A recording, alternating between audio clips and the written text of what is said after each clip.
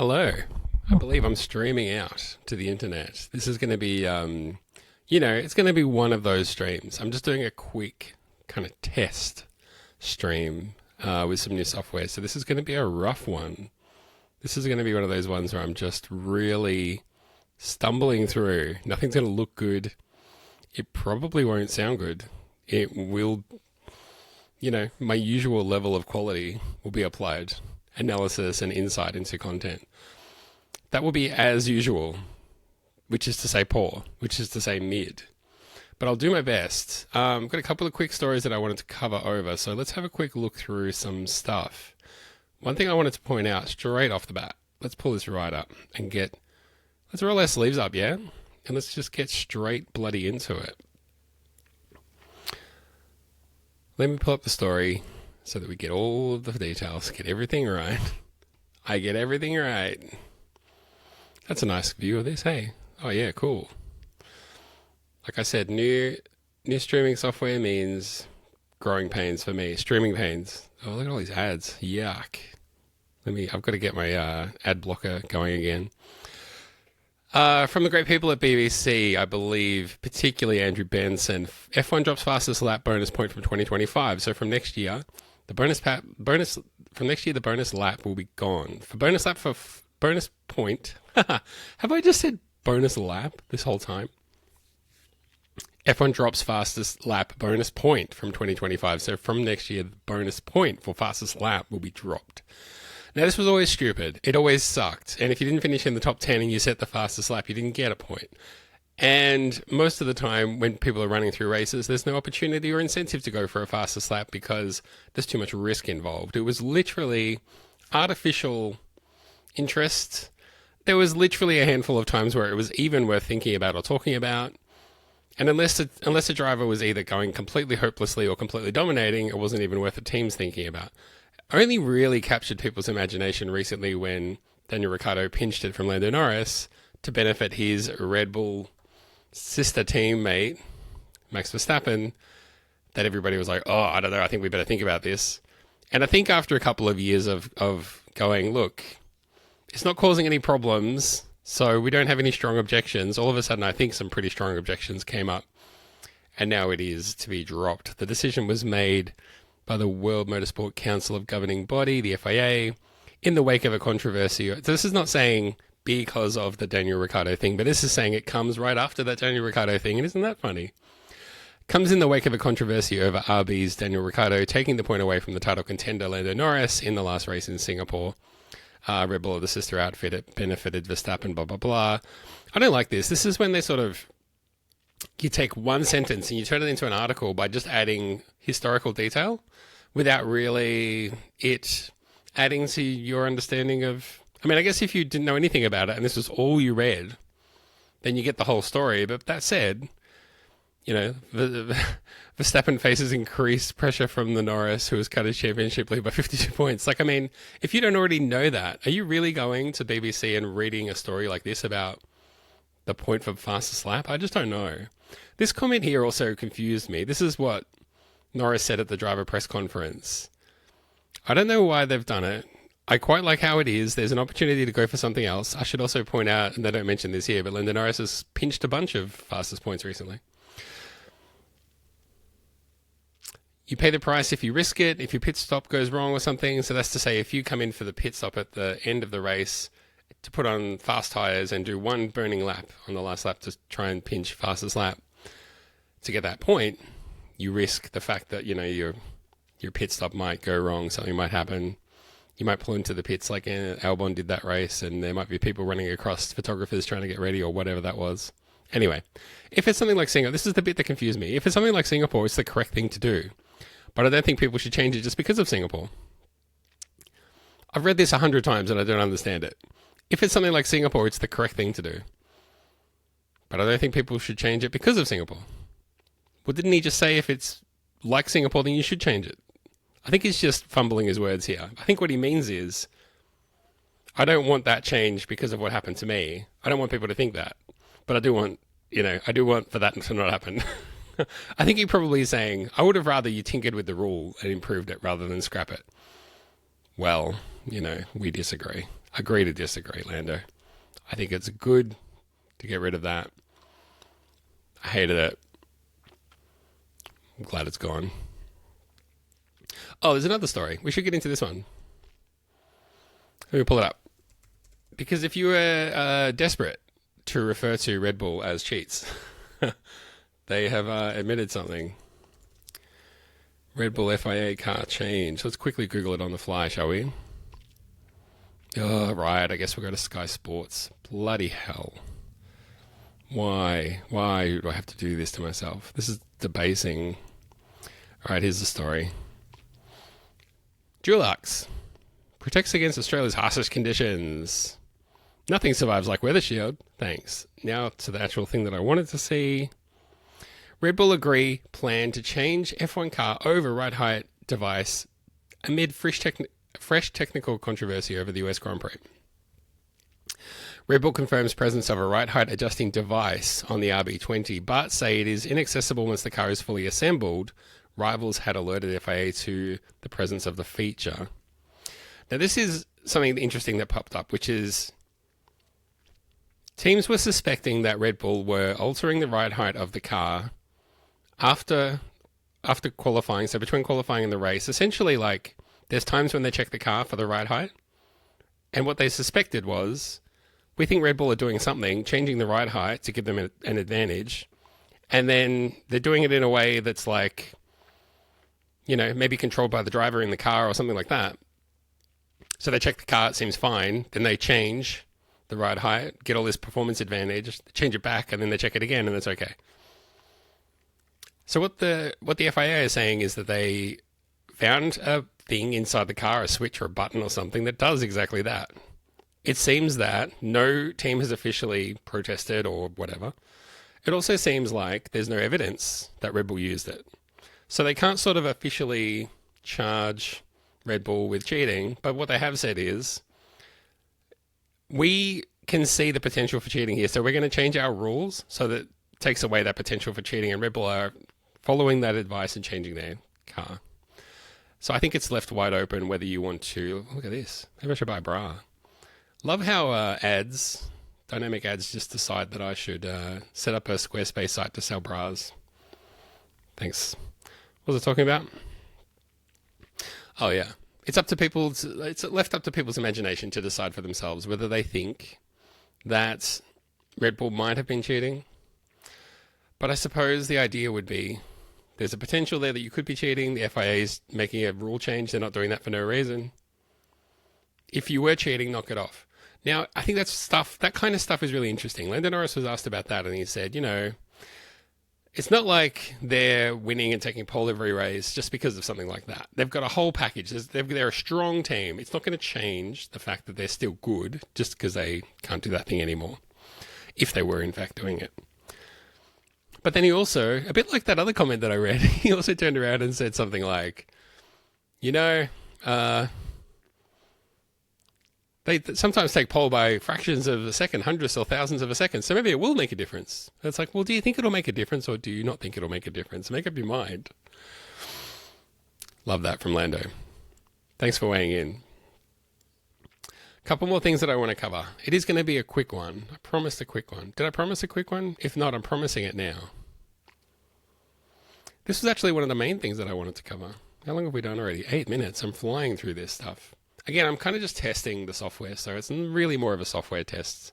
I'm treating you all as guinea pigs right now. I haven't been playing any sounds either. What can we play? So with that Red Bull switch thing, for example, they flick the switch on, car go good. They flip the switch off. The car is bad, we know. Please drive it. Car not good. Let's see if that comes through. All right. Let's share another story. Have a look. So you might have seen the other day that I put up a video that was about the fiasco that was the Australian Grand Prix. Please stop. So the Australian Grand Prix put tickets up for sale. They used dynamic pricing. So punters could buy into a pre-sale access thing, cost them $200. Then they would say, I want to sit in that grandstand. The system would then pull everybody that wanted to sit in those seats, and pit them against each other with dynamic pricing. So the more people that wanted to sit in the same seats, the price would just go higher and higher. Some people paid up to 2 times as much as the advertised price for those seats. I put out a video about that, so if you want to see more about that, that's out there. In the meantime, the issue has come to a head, and the Australian government looks like it's about to at least investigate, if not step in, to crack down on practices like that. Controversial dynamic ticket pricing to be banned in Australia amid sweeping federal crackdown. Anthony Albanese says dodgy trading practices, hidden fees and traps are putting even more pressure on the cost of living and need to be stopped. Yeah, no shit. So he goes into some detail here about like gyms, online shopping, and subscription services that just sort of trick people into like here, hidden fees, traps are putting more pressure on the cost of living, blah, blah, blah. The relevant part is actually there's stuff about drip pricing as well, and stuff about subscription traps. So it's really a sort of a broad ranging sort of investigation into all of those things that just make everything a little bit more expensive. The relevant part is actually down here. So this is talking more about tickets. Tickets for American rock band Green Day's tour rose up to $500, and the pricing model has been activated for Pearl Jam, the Australian Grand Prix, and Australian Open tickets. Ticketing giants Ticketmaster and Ticketek have defended the practice, saying prices were set by artists and their teams, and that demand-driven pricing mitigates the problem of ticket scalping. It isn't, they didn't, and it doesn't. Sorry to burst your bubble on that one. Look out, Tony Burke is on the case. The Federal Arts Minister, Tony Burke, told the ABC's Four Corners in an episode aired on Monday that addressing surge pricing was not something we're looking at the moment. From concert tickets to hotel rooms to gym memberships, Australians are fed up with businesses using tricky tactics that make it difficult to end subscriptions and add hidden fees to purchases. Albanese described the examples as dodgy practices that rip consumers off. Chalmers called them dodgy deals. Oh no. So I'm sensing a bit of a rift here between Burke and Albanese, where one day Burke says something, and then all of a sudden there's a Four Corners story, and Albanese decides, I have to do something. Election's coming up soon. And I don't have I have a complete dud that I'm running against, but I don't have a dud in the form of Scott Morrison, who everyone already just made up their mind about. I've got someone else that I have to convince is a dud. I hope he can do it. But it seems like he's decided on the fly that that's what's going on. One last thing I want to talk about before I will chuff off. People say words like chuff off these days. Maybe not. You may have seen as the United States Grand Prix draws closer, some weird things popping up on social media and being shared around, and there's press conferences around it and all the rest of it. Some very, very weird figures in the paddock. There will be some new weird figures in the paddock this race. This is the official press release from Pirelli. There's a new hero in Formula One. I don't know if I'm going to read all of this, but this is going to be the trophy. You heard right. I'll just say that again. This is going to be the trophy. This is going to be the trophy. First, second, third. This Lego man, Mickey Mouse looking... He's standing on a tyre. I mean, just let it sink in. This makes me think of Danger Mouse, makes me think of Daft Punk, makes me think of Cause, makes me think of Mickey Mouse, obviously, Lego people. How do they justify this?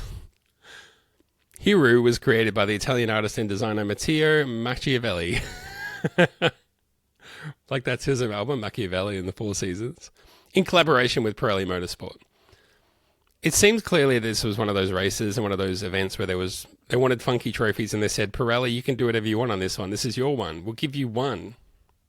And you probably remember a few years ago we had the sort of tricolour gorilla trophies, which I hated. And I'm not a fan of these either. I don't think the word broadly speaking is that these are no good. It's an interpretation of the connection between the racing car and its tyres, while also being an artwork that links beauty and elegance with the excitement, sense of speed, and quality of the materials that goes into a Formula One car. I'll just bring this up again. This is an artwork that's inspired by the connection between the racing car and its tyres. I'm sure that connection comes across loud and clear looking at this image. You might be thinking, hey, this looks like something that you could probably buy for your kids or whatever. You'll be pleased to know that is quite literally what it is. So, call me cynical. It really kind of seems to me like they've started from that as a premise and have just worked backwards from there. Give us something that we can sell. We want to make some moolah off this. We gotta, we've got starving kids to feed ourselves. Kids to put through college. This is from Reddit, but they had a whole bunch of photos. So I just thought I'd share this. Bit more detail on here. I guess this is the one you buy and it comes in a box. I just don't get it. I just don't get why you would want this. And it might look different when it's Lando Norris or Max Verstappen or Leclerc or whoever holding this up. But, I mean, do you want that? If you collect stuff?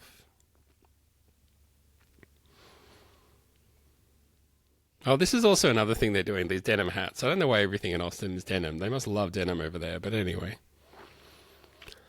I was genuinely thinking, you know what would be better than this? You know what would be better than trophies that look like toys so that they can sell them? Would be like replica trophies, right?